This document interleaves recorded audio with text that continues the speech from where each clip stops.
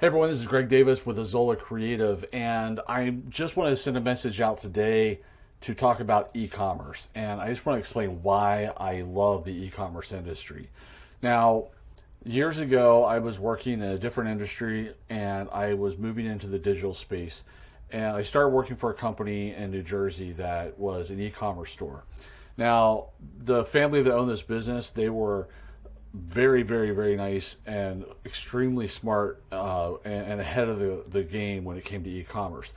The reason they hired me was that they were from a country called Moldova, which is former Soviet Union. And so they spoke English very well, but it was a little bit more of a structured English versus it being a little bit more natural American speak. And so they asked me to come in to do write a lot of the marketing copy for them because they just needed somebody who could kind of do more American speak in the way that the copy would go out. It was a game changer for me because they taught me anything and everything about e-commerce from the inside out. And it was amazing because they, like I said, they were ahead of the curve when it came to how to do e-commerce. But what was so interesting to me and what fascinated me about the industry was that they had started this business out of their apartment in Brooklyn. And so by the time I was working with them, they were in New Jersey on a bigger warehouse, and they were getting ready to move into an even larger warehouse. And I thought, how did they start this business just out of their apartment in Brooklyn?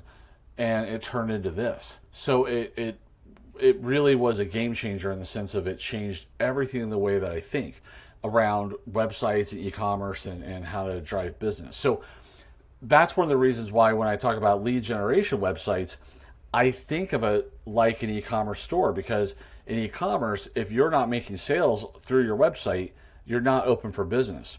I believe the same thing should be true of websites, whether they're for lead generation or if it's something for e-commerce.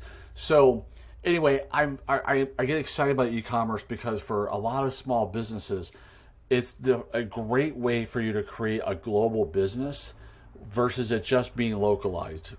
So many companies, when they start, they think local. But when you're doing e-commerce, it expands it into a global opportunity. The other piece of this is that doing e-commerce forces you to be more structured in the way that you develop your products. So you can't just sell something over the internet that is constantly customized, because obviously you need that dialogue and scope and things like that to be able to sell it.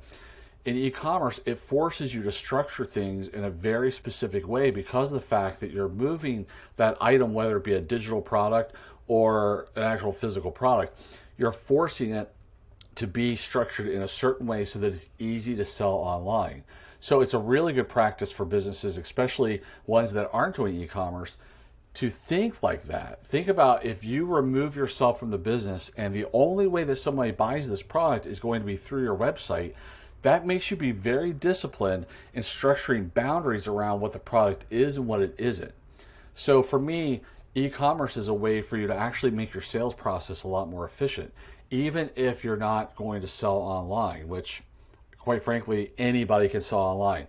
I've seen every kind of product out there, every type of industry out there be successful with e-commerce.